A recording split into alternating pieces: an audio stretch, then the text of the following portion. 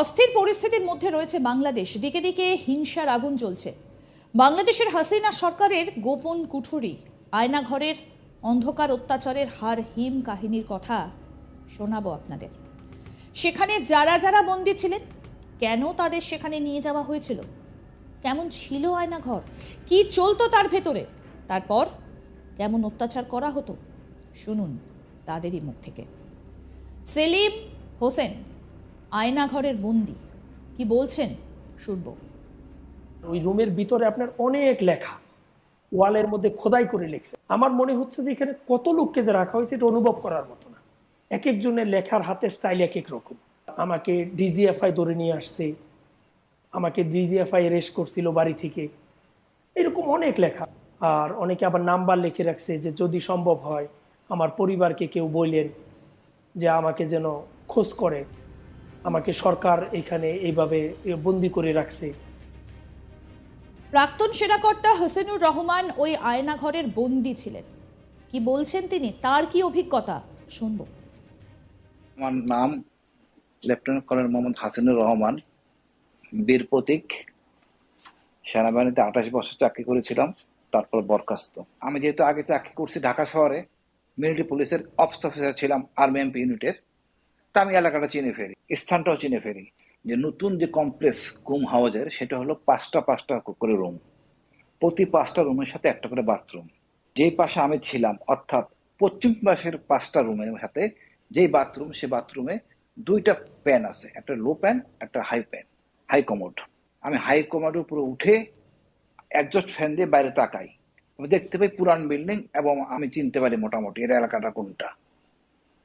এটা হলো সম্পূর্ণ কমপ্লেক্সটা হলো উত্তরে 14তলা বিল্ডিং, দক্ষিণে মেস বি, তার মাঝখানে হলো একটা মাঠ, মাঠের মাঝখানে এর ঠিক পূর্ব পাশে হলো লগরিয়া হেডকোয়ার্টার, স্টেশন হেডকোয়ার্টার, ইনসির অফিস।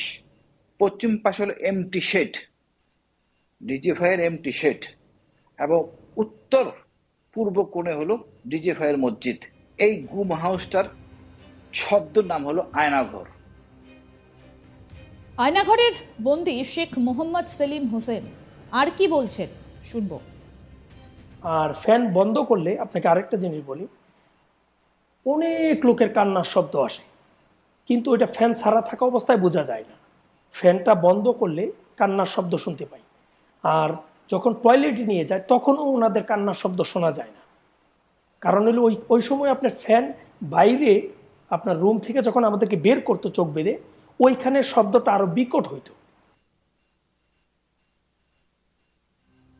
ভাবুন, শব্দ যাতে বাইরে না যায় তার জন্য বড় বড় নাকি ফ্যান লাগানো ছিল।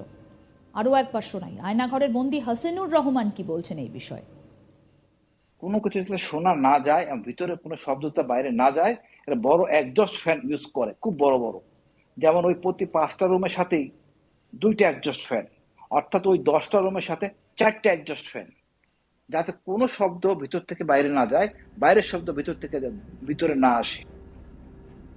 ভেতরের ঘরে নাকি কোনো জায়গা নেই, কি বলছেন শেখ মোহাম্মদ সেলিম হোসেন, শুনুন। ওই রুমটা আপনার খুব ভিতরের জায়গাটা সম্ভবত 10 ফিট স্কোয়ার হবে, খুব উঁচা।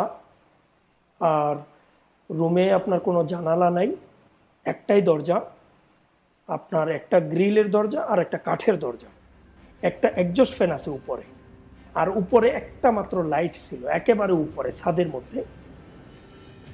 এই আয়নাঘরের উচ্চতা কত, এই বিষয়ে কি বললেন হাসিনুর রহমান, শুনুন।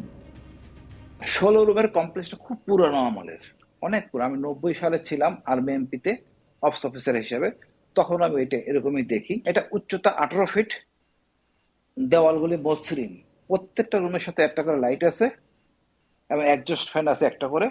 এর পার্থক্য হলো নতুন রুমের সাথে এটার বড় বড় মোটা মোটা শিক, যেটা নতুন রুম করা হয়েছে তার শিকটি একটু তুলনামূলকভাবে চিকন, লোহার দরজা, তারপরে হলো আপনার বড় কাঠের দরজা মাঝখান দিয়ে আছে আপনার ছিদ্র, যা দিয়ে দেখা যায় ভিতরে কে কি করে বা কি করতেছে ইত্যাদি। আয়নাঘরের বন্দী শেখ মোহাম্মদ সেলিম হোসেন তিনি বলছেন একেবারে সকালবেলা চোখ বেঁধে জিজ্ঞাসাবাদের জন্য নিয়ে যাওয়া হয়। শুনুন। তো সম্ভবত একেবারে সকালবেলা ফজরের সময় মনে হয় ওনারা আমাকে ওইখান থেকে চোখ টোক বেঁধে জিজ্ঞাসাবাদের জন্য নিয়ে যাওয়া হয়। তো ওইখানে আমাকে একজন মহিলা জিজ্ঞাসাবাদ করে।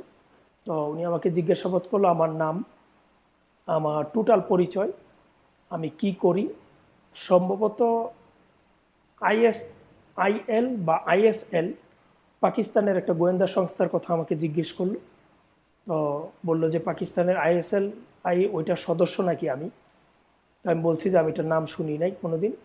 তো পরে ওনারা আমার বয়সটা নিয়ে মানে আমার নাম জিজ্ঞেস করলো, আমি বললাম শেখ মোহাম্মদ সেলিম। কোন দিক থেকে বাড়ি দেয় আমি অনুভব করতে পারিনি, বাট ডানে বামে মানে আমি এদিকে কাইতে হলে ওইদিকে বাড়ি দেয়, পায়ে বাড়ি দেয়, ডান পাশে বাম পাশে খুব জোরে জোরে মারে।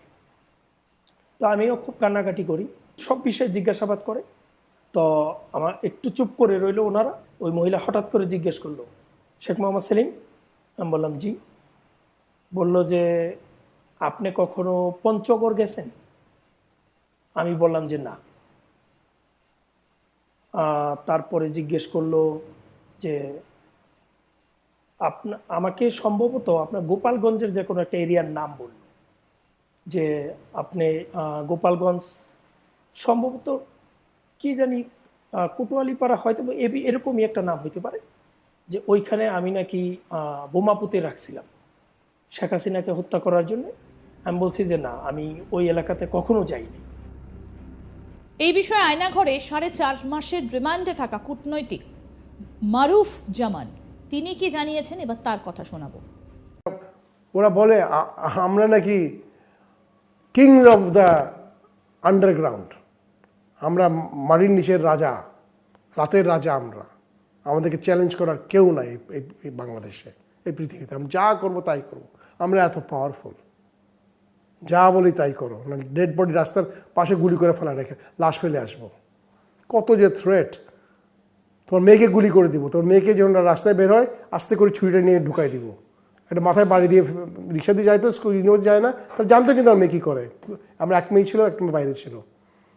বলতো মেয়ে ইউনিভার্সিটি যায়, ব্র্যাকে যায়, সিএনজি করে যায় তো, সিএনজিটা রাস্তায় করে ট্রাক দিয়ে মেরে তোমার মেয়েরা মেরে ফেলবো। কথা বল, তোমার মেয়ে একটা তার একটা ছেলের সাথে বিয়ে ঠিক হয়েছিল, তার সাথে রিক্সায় যায়, রিক্সায় রাস্তা করে ছুরি দিয়ে হাইজেকার করে তোমার মেয়ের পেটে ছুরি ঢুকে টান দিব, একটা একটু বেশি করে টান দিব, কথা যদি না বলো।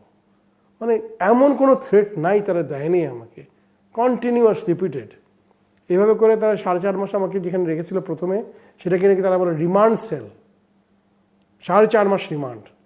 তবে একদিন গেলাম, আমি বুঝলাম যে সিনিয়র মোস্ট অফিসার হবে এটা, হয়তো বা তারেক সিদ্দিকী হতে পারে, বা ডিজিএফআই হতে পারে, ওই লেভেলের কেউ। সবাই দেখলাম খুব সার করতেছে, দাঁড়ায় গেছে। তারা আবার ভিতরে বড় ভাই বলে, করে কেউ কেউ বড় ভাই ডাকে না, বড় ভাই সুপারভাইজার, তারপরে হলো উপরে আরও বড় ভাই, ওরা হলো খুব বড় ভাই। তো থাকতে থাকতে বললাম যে আপনাদের বড় ভাইয়ের বলেন না আমাকে ছাড়ার জন্য। বলে বড় ভাই তো পারবে না, বড় ভাইয়ের বড় ভাই আছে। আমি ওই বড় ভাইটা কে? বলে ওই বইটা যদি চায় প্রধানমন্ত্রী হয় তখন কি করবেন? তো বলে প্রধানমন্ত্রীর সাথে আমার কী সম্পর্ক? বলে আপনাকে উনি আপনাকে এখানে আনাইছেন। আয়নাঘর থেকে মুক্তি পেয়ে 10 বছর বন্দি থাকা অবস্থায় ঠিক কি বলছেন শুনুন আরেক আয়নাঘরের বন্দির মুখ থেকে। এবং ওই দিন রাতে আমাকে টর্চার করছে। তো টর্চারটা এরকম, রাতের বেলা আমি বলি আসলে, ওই দিন রাতে আমাকে চোখ বেঁধে ওদের আবার রুমে নিয়ে যায়। মানে দিনে চোখ খোলা ছিল, রাতের বেলা চোখ বাঁধা অবস্থায় আবার রুমে নিয়ে যায়। রুমে নিয়ে গিয়ে আমার এভাবে 2 হাতটা এরকম বাঁধে, এখানে হাত বাঁধে, আমার 2 পা বাঁধে, 2 পা এবং 2 হাত বাঁধে। আমার এই হাতের মধ্যে দিয়ে এই দিক দিয়ে একটা বাঁশ মতো ঢুকাই, আমি তো চোখ বাঁধা দেখতে পাচ্ছি না, বাঁশ মতো এরকম আড়াআড়ি ঢুকাই দেয়। এবং আমার পায়ের উপরে এখানেও আড়াআড়ি একটা বাঁশ মতো রেখে দেয়। তো 2টা বাঁশ, আমার পায়ের 2 পায়ের উপর আড়াআড়ি একটা, আমার হাতের উপর আড়াআড়ি একটা। আর এই 2 বাঁশের উপরে, মানে এই বাঁশের উপরে 2-4 জন, ওই বাঁশের উপরে 2-4 জন এরকম দাঁড়ায়, মানে রুটি বলার মতো, যেরকম মানে আমরা যেরকম বেলন দিয়ে রুটি বলি, এইরকম একদম চাপ দিয়ে এরকম বলতেছে। আমি তো চিল্লাই করছি। যখন চিল্লাচ্ছি তখন আমার মুখের মধ্যে গামছা গুঁজে দিছে, যাতে মানে চিৎকার বাইরে না যায়। আমার মুখের মধ্যে চিল্লাচ্ছি, পরে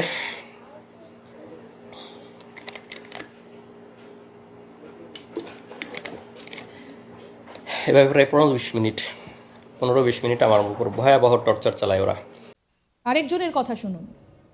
এই যে আমরা এতদিন পরে আজকে লাইভে আসছে, আপনারা সবাই জানেন যে বাংলাদেশ কোন ফ্যাসিবাদের মধ্যে ছিল, আমাদের কোনো বাক স্বাধীনতা ছিল না, আমাদের বলার কোনো সুযোগ ছিল না, বলার কোনো অধিকার ছিল না, মিডিয়া আমাদের কথা প্রচার করতো না, আমাদের পরিবারের উপর টর্চার করা হতো, পরিবারের আমি কোরিয়াতে চলে আসছি, আবার আল্লাহ আমাকে জেল থেকে বেরো অনেক কঠিন পথ পাড়ি দিয়ে আসতে হয়েছে, সেগুলা অন্য কোনো একদিন বলবো।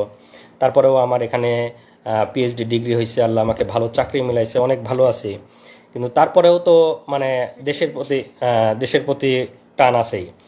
দেখতে থাকুন আজ তাক বাংলার ইউটিউব চ্যানেল।